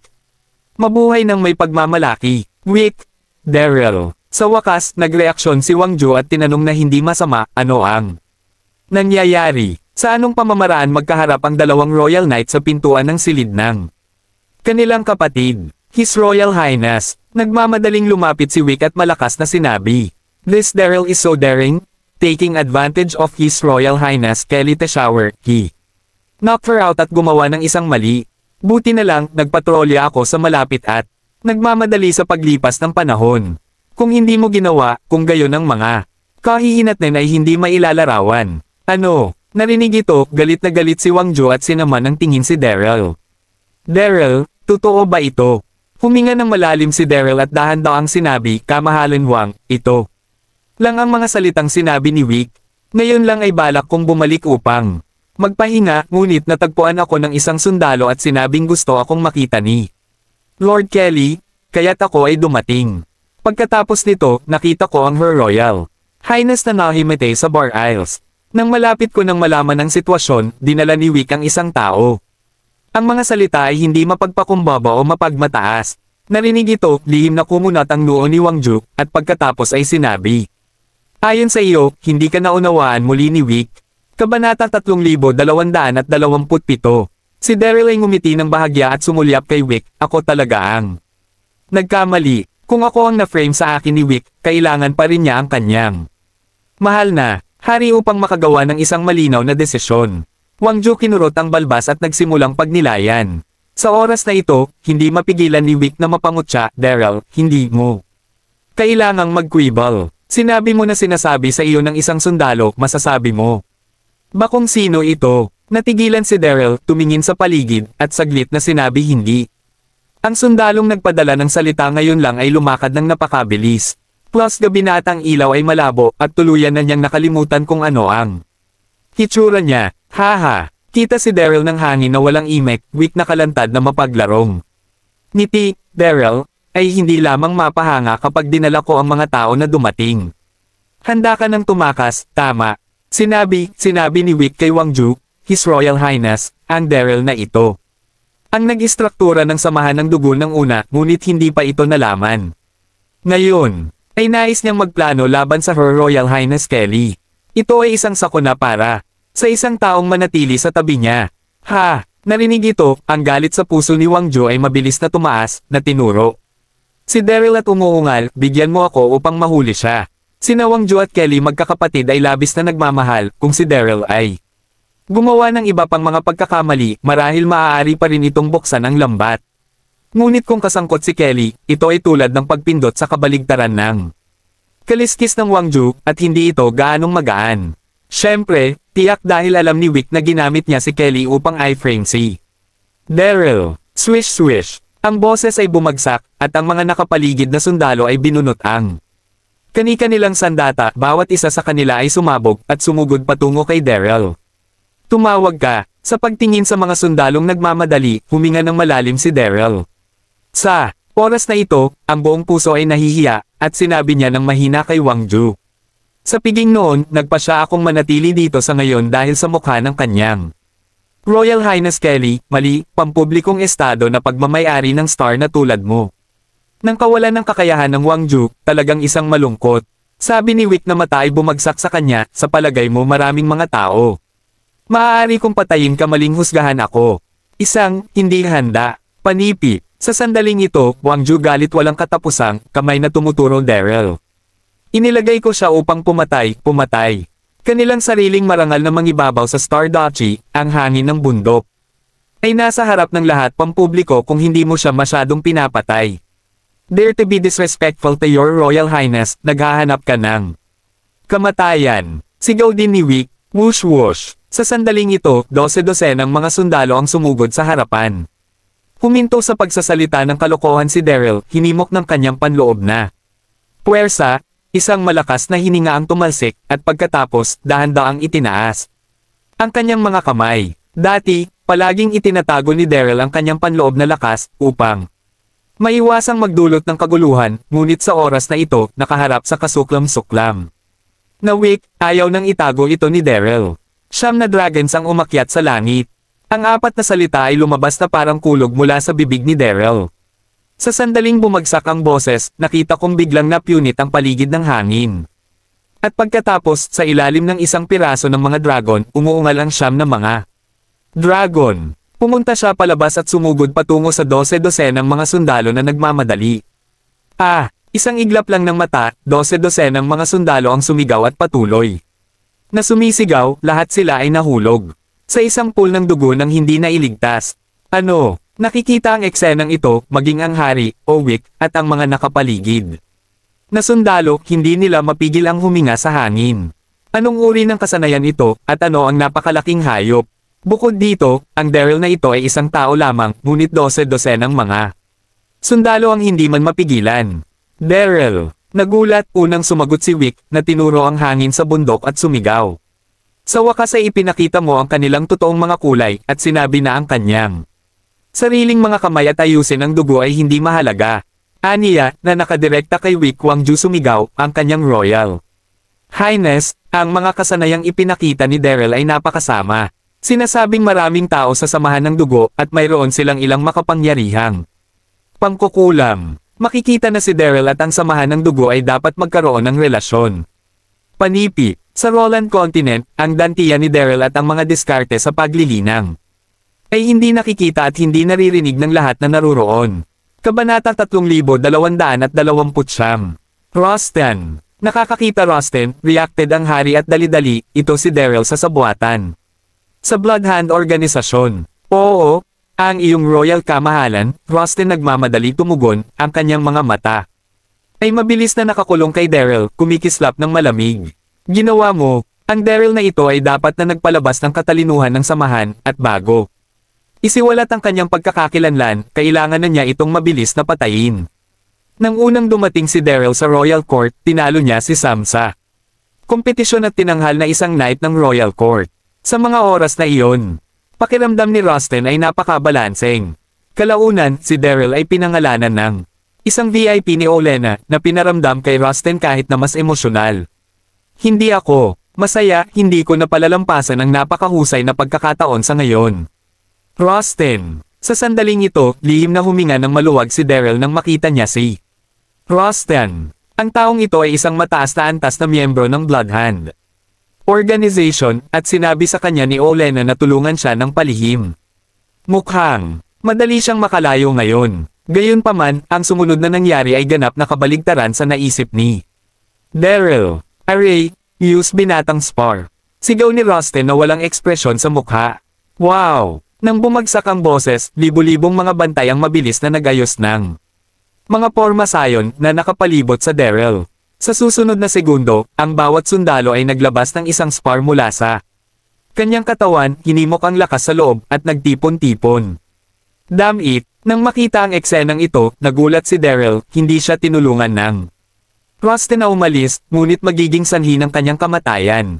Kasabay nito, nakita din ni Daryl na ang spar sa mga kamay ng mga gwardya. Na ito ay katulad ng panloob na okomiya sa kontinente ng Kyushu, ngunit may ilang pagkakaiba-iba. Bukod dito, ang mga nagsasaka sa kontinente ng Kyushu lahat ay isinama ang lakas ng panloob alchemy sa kanilang mga katawan. Ang ginamit ko, at ang mga tao dito, direktang ginamit ito bilang isang panlabas na puwersa. Ngunit kailangan kong sabihin na ang kapangyarihan ay talagang kamangha-mangha kapag ito ay ipinakita sa ganitong paraan. Nang lihim na nagulat si Daryl, ang marahas na puwersang ito ay sumabog papunta kay Daryl na para bang pinindot ng tuktok ang Mount Tai. Sa sandaling ito, si Daryl ay hindi nagatubiling, at mabilis na hinimok ang kanyang panloob na puwersa na bumuo ng isang protection na pelikula sa harap niya. Bang! Marihing pinisil ang marahas, na lakas, at nanginginig ang katawan ni Daryl. Agad na nabasag ang proteksyon na pelikula, isang bibig ng dugo ang lumabas, at ang buong tao ay direktang nabigla. Sa totoo lang, si Daryl ay hindi natatakot sa paggamit ng hayop na spar ng libu-libong mga sundalong nagbabantay, ngunit bago ginamit ang puting Lotus Gold Fire, natupok nito ang maraming panloob na lakas, at hindi ito napigilan. Pumunta sa impyerno. Sandaling ito, umungal si Rosten bago pa mapapatatag ni Daryl ang kanyang pagkatao, hinawakan niya ng mahigpit ang malaking espada at diretsyong sumugod. Nang makita ang pagmamadali ni Rosten, lihim na isinumpa ni Daryl, tumalikod. At tumakbo ng walang pag-aalangan. Sa oras na ito, inis na inis si Yufeng. Akala niya ay makakatulong sa kanya si Rosten, ngunit hindi niya inaasahan na mahuhulog siya sa gulo. Nang makita ang pagtakas ni Daryl, si Wang Zhou ay nasa sabik at sabik. Mabilis, habulin. Kamahalan, huwag mag-alala, hindi siya maaaring tumakbo. Sumagot si Rosten, pagkatapos ay pinangunahan ang kanyang mga tauhan at sumunod ng malapit. Umakyat, di nagtagal, si Daryl ay sumugod palabas ng Atlantis nang makita si Rosten. Nahinabol siya, nabalisa ang kanyang puso. Rosten, pagdating sa isang bangin, nang makita na walang paraan sa harapan niya, tumigil si Daryl, at sinigawan si Rosten, lahat tayo ay sariling bayan. Pinapatay mo ako. Ngayon, hindi ka natatakot. Hindi malakas ang boses ni Daryl, siya lang at si Rosten ang nakakarinig. Nito, narinig ito, nagbago ang mukha ni Rosten, at pagkatapos ay tumigil ang mga tao sa likuran niya. Sa susunod na segundo, nagpakita si Rosten ng kaunting ngiti, at kunwaring sinabi kay Daryl, Daryl, ngayon lang na nanonood si Wang Zhou, wala akong pagpipilian, makakapagtiyak ka, ipinaliwanag ng pinuno na, hayaan mo akong tumulong. Ikaw, paano ko makakalimutan ito? Kapag pinag-uusapan ito, ang mukha ni Rosten ay hindi nakakasama, ngunit may malamig. Naahas sa kanyang mga mata. Kabanata 3230. Tumalon ka, narinig ito, lihim na huminga si Daryl. Dahil ang Rosten na ito ay gumagawa ng isang palabas dati, kung gayon hindi ako mag-alala tungkol dito, Mr. Daryl. Pagkakita kay Daryl na pagre-relax ng kanyang pagbabantay, nagpakita si Rosten ng bahagyang ngiti at dahan-dahang sinabi, nakita mo na ang sitwasyon. Ngayon, papatayin ka ng hari, hindi ka makakatakas ng mag-isa. Sundan mo lang ako. Pumunta, maghahanap ako ng paraan upang maipadala ka sa kuta ng Bloodhand Organization. Tulad ng sinabi niya, dahan-dahang lumapit si Rosten. Nag-isip, sandali si Daryl at tumango, okay lang yan. Sa oras na ito, dumating na si Rosten, biglang naging ganid ang kanyang orihinal na magalang na mukha, at sumigaw. Siya, akala ko talaga tutulungan kita. Pumunta sa impyerno. Pumunta. Nang bumagsak ang boses, isang malakas na sagradong kapangyarihan ang sumabog mula kay Rosten, at agad na itinaas ang kanyang mga kamay, ang malaking tibak ay bumagsak patungo kay Daryl ng mabagsik. Sa tibak na ito, si Rosten ay halos sumabog sa lahat ng kanyang lakas, at ang malaking tibak ay nagbalot ng isang nakasisilaw na ilaw na kortina, kasing bilis ng kulog at walang kapantay na makapangyarihang Paula. Nang makita ang biglaang paglipat ni Rosten, laking gulat ni Daryl. Dahil sa sobrang kalayuan, huli na upang makatakas. Nagmumura siya sa loob, at mabilis na inilagay ni Daryl sa pinturang halberd ni Fang Tian sa harap niya upang harangan ang suntok ni Rosten. Bang! Ang malaking espada ay sumabog laban sa pinturang halberd ni Fang Tian, at narinig niya ang isang mapurol na panginginig. Agad na nabasag ang malaking espada ni Rosten, at naglabas din si Daryl ng isang mumunting ungol. Nanginginig siya at direktang nahulog mula sa bangin. Ang pininturahang halberd ni Fang Tian ay sandata ni Lobo noong panahong iyon. Ito ay labis na matigas at maihahambing sa pagkakaroon ng isang mahiwagang sundalo. Bagaman ang mahusay na tibak ni Rosten ay mahusay na ginawa, ito ay maraming antas na mas masahol kaysa sa pinturang halberd ni Fang Tian. Pinag-uusapan kung saan umasa si Daryl sa tenacity at talas ng halberd ni Fang Tian, kaya't hindi na niya kailangan pang ilagay sa kanyang mga mata si Rosten. Gayunpaman, malubha siyang nasugatan sa korte ng hari. Bilang karagdagan, siya din natupok ang maraming panloob na lakas nang gumamit siya ng puting Lotus Gold Fire. Bagaman nasira si Rosten ng isang malaking tibak, nagtagumpay siya sa isang sorpresang atake. Sa sandaling ito, tiningnan ni Rosten ang natitirang espada sa kanyang Kamay, gulat sa kanyang puso. Anong uri ng sandata ang hawak ni Daryl? Nakakakilabot na mabasag ang kanyang malaking tibak. Sa pagkabigla, nagpakita ulit ng ngiti si Rostan nang tumingin siya kay Daryl na nahuhulog sa bangin. Paano kung matalas ang sandata mo? Hindi ba namatay ito sa aking mga kamay? Sa huli, sa kanyang pagmamataas, kumaway si Rostan sa maraming kalalakihan sa kalayuan, Atreus. Ang talampas na ito ay mataas at mapanganib, at walang dadaang.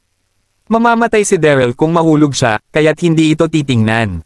Wow! Bumagsak ang boses, at lahat ay sumunod kay Rostan at mabilis na bumalik sa Atlantis. Sa oras na ito, narito na si Yufeng. Haha! Ang katawan ni Daryl ay mabilis na nahulog at ang sumisipol na hangin sa kanyang tainga ay patuloy na dumarating at ang kanyang puso ay nabalisa rin at galit. Ang orihinal na naisip na tutulungan siya ni Rostan, ngunit hindi niya inaasahan na siya ay isang walang kahihiyang tao na may isang ngiti sa kanyang ngiti. Puff! Matapos mahulog ng higit sa 10 segundo, nahulog si Daryl sa tubig. Sa ilalim ng bangin ay may isang ilog, ang ibabaw ng ilog ay napakalawak, at ang alon ay nagugulo. Haha! Nakababad sa malamig na tubig ng ilog, si Daryl ay hindi nakaramdam ng kahit kaunting pagkabigo, ngunit labis na nasasabik. Tila nagmamalasakit pa rin ang Diyos sa kanyang sarili kung makaligtas siya. Sa isang sakuna, naisip niya na lumangoy na si Daryl papunta sa baybayin, ngunit ang nalungkot kay Daryl ay ang sobrang gulo ng ilog at sunod-sunod siyang na-trauma, at ang kanyang lakas ay napakahina. Tumawag ka. Sa magulong agos na ito, si Daryl ay tuluyan ng walang lakas, at sa wakas ay iginuhit sa undercurrent ng tubig. Nang dumilim ang kanyang mga mata, nahimatay siya. Tuldok-tuldok-tuldok. Sa kabilang panig, pinangunahan ni Rostan ang kanyang mga tauhan at mabilis na bumalik sa palasyo. Maraming salamat po, mga kamaster. Paki-subscribe, and hit the notification bell para sa susunod nating kabanata.